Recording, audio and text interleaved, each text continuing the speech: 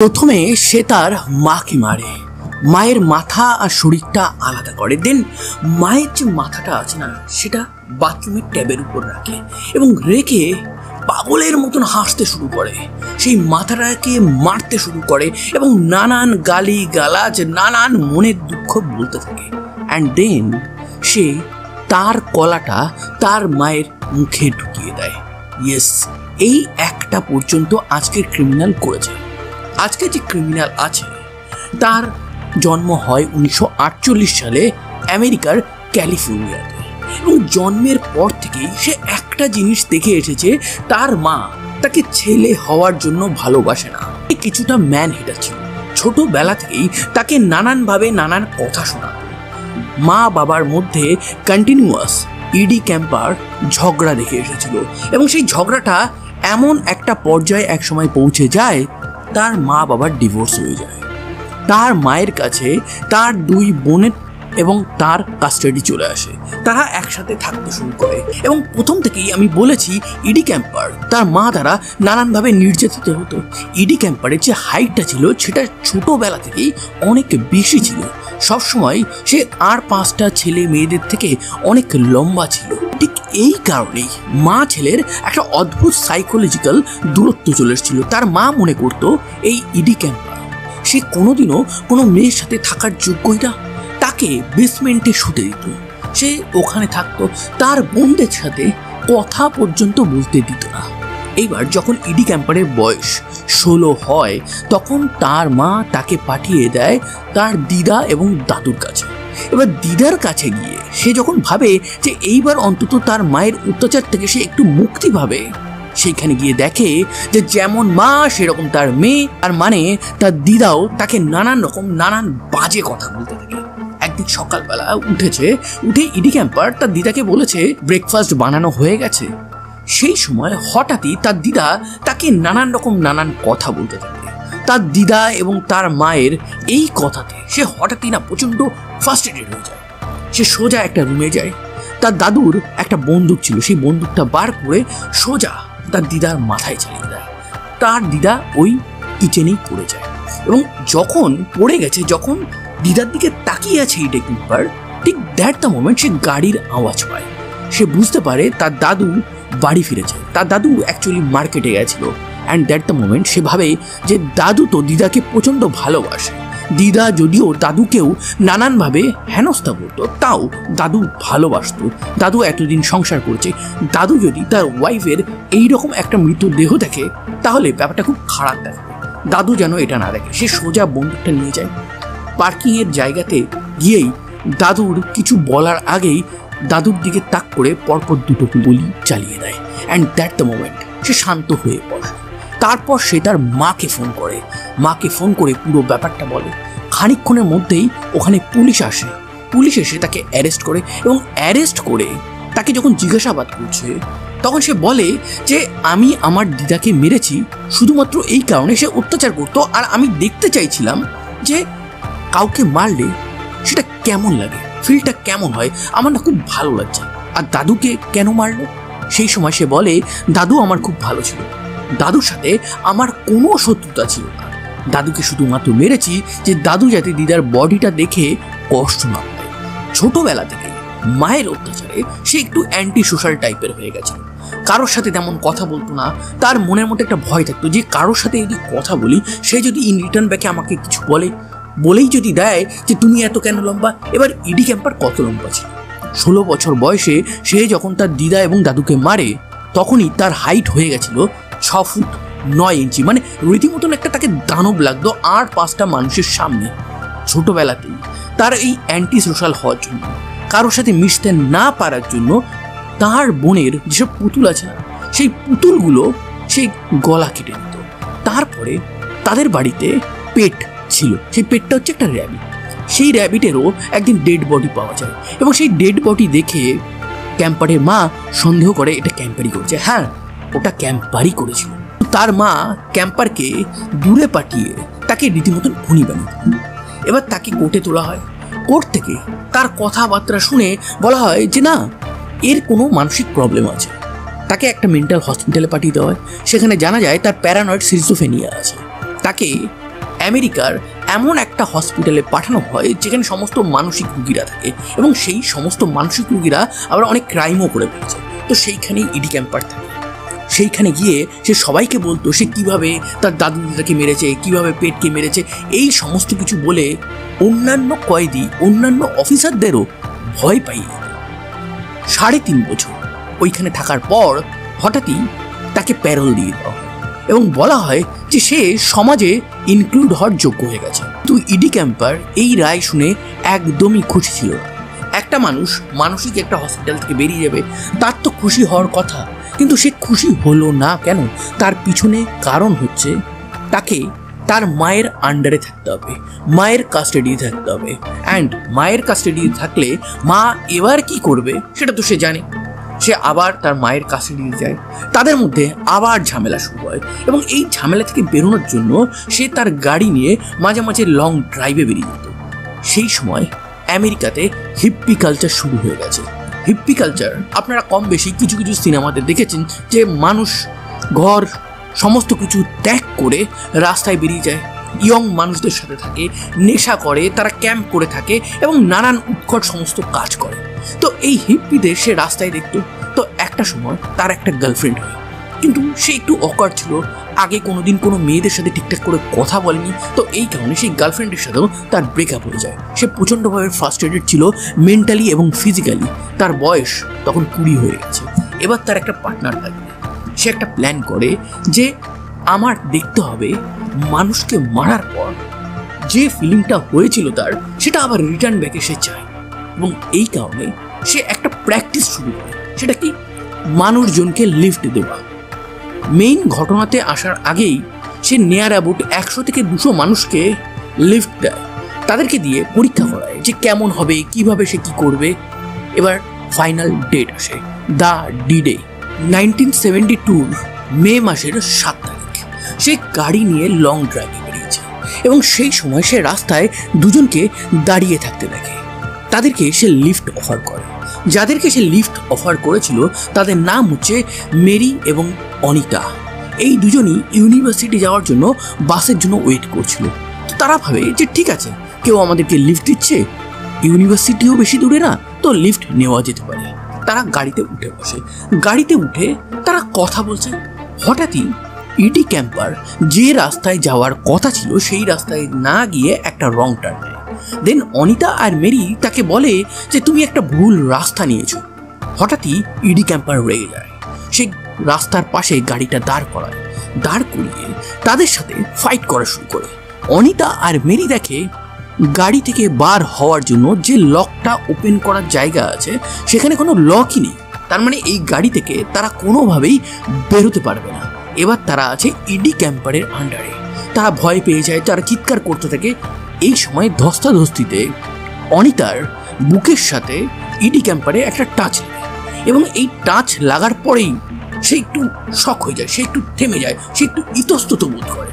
Then say অনিতাকে sorry.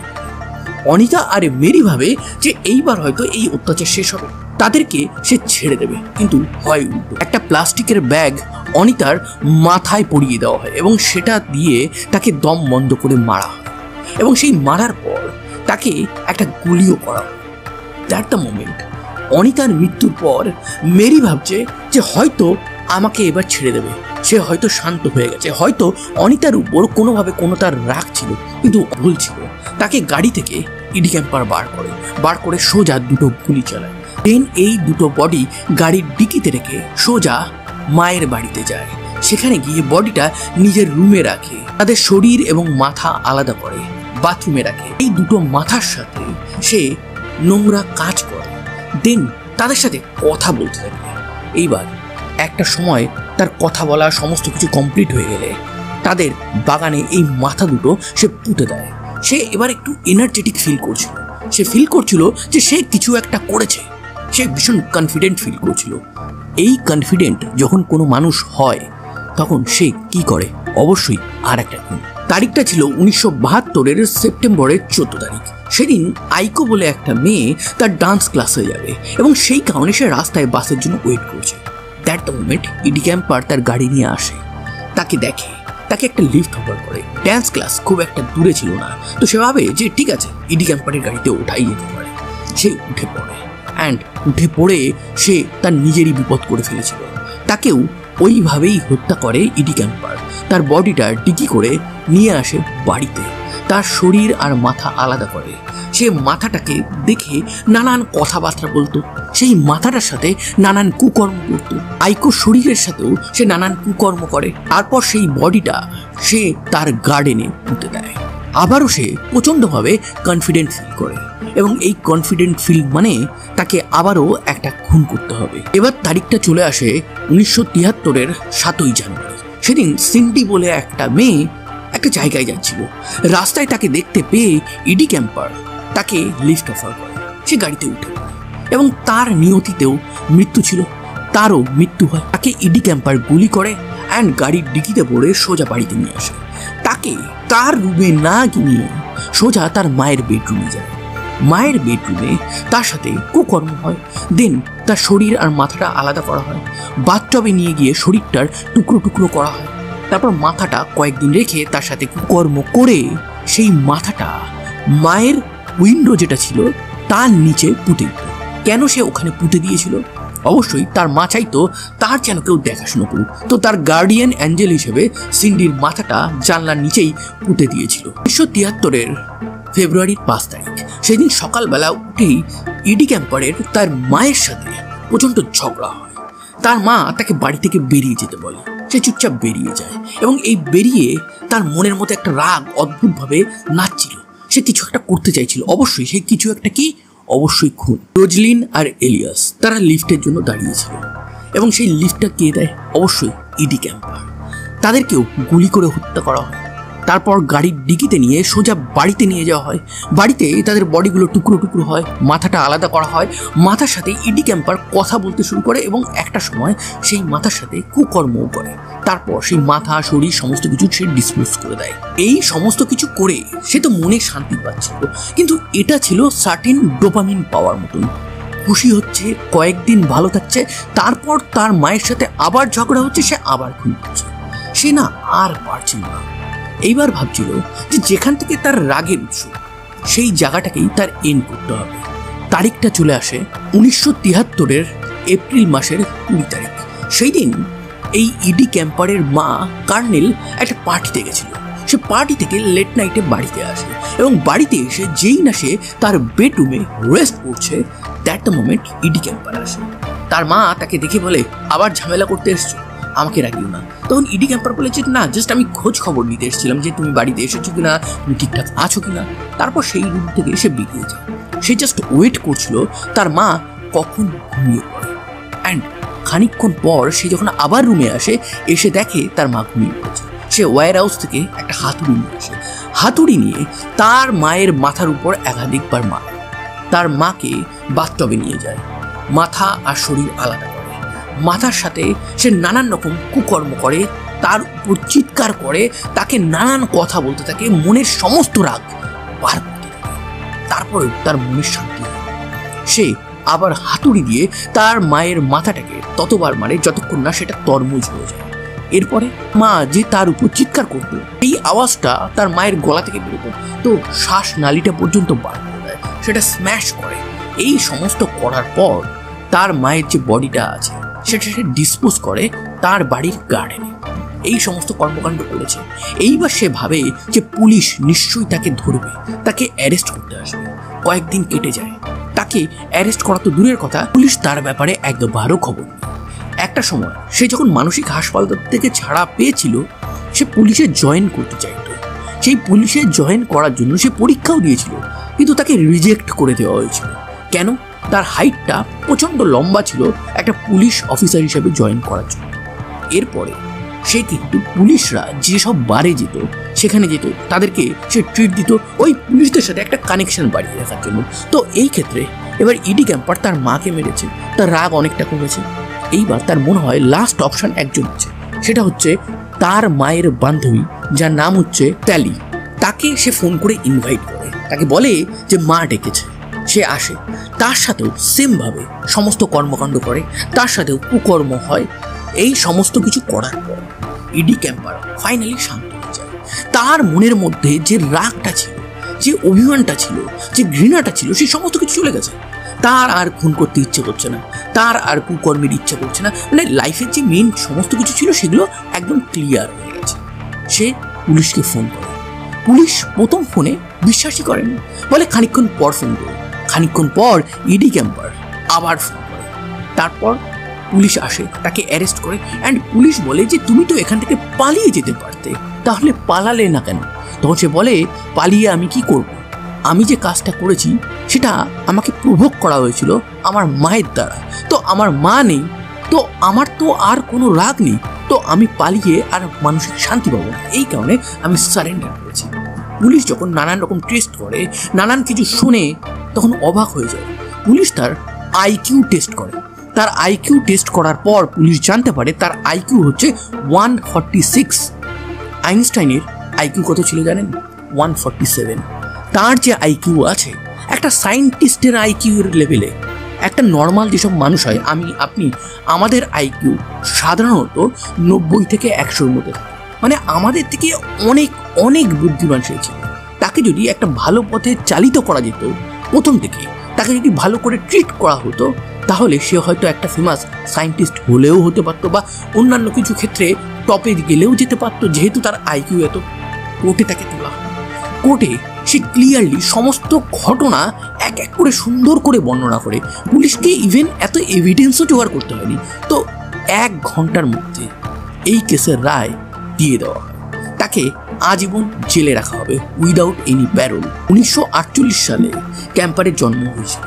And 2025-এ এসে সে প্যারোলের জন্য অ্যাপ্লাইও করেছিল, কিন্তু সেটা রিজেক্ট হয়ে যায়।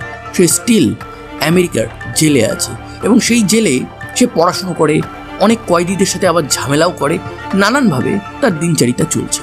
তো আর কয়েকটা যে বছর সে বেঁচে থাকবে সে জেলেই থাকবে। তো এই যে ঘটনাটা শুনল, ইডি ক্যাম্পার তো একটা সিরিয়াল কিলার, এবং এই সিরিয়াল কিলারকে তার মা নিজে হাতে অবজ্ঞা করে, গালি দিয়ে, তাকে মিসট্রিট করে তৈরি করেছিল। এবার এই ঘটনাটা শুনে আপনাদের কি মতামত সেটা অবশ্যই কমেন্ট বক্সে জানাবেন। তো এই ছিল আজকের একটা ভেরি ইন্টারেস্টিং ট্রু ক্রাইম ঘটনা। এইরকম রিয়েল লাইফ ট্রু ক্রাইম ঘটনা ইন স্টোরি ফরম্যাটে যদি আপনারা শুনতে চান, তাহলে অবশ্যই আমার চ্যানেলটিকে সাবস্ক্রাইব করবেন। সুস্থ থাকবেন, সাবধানে থাকবেন, ভালো থাকবেন। আবার দেখা হবে নতুন কোনো এক ভেরি ইন্টারেস্টিং ট্রু ক্রাইম ঘটনার সাথে।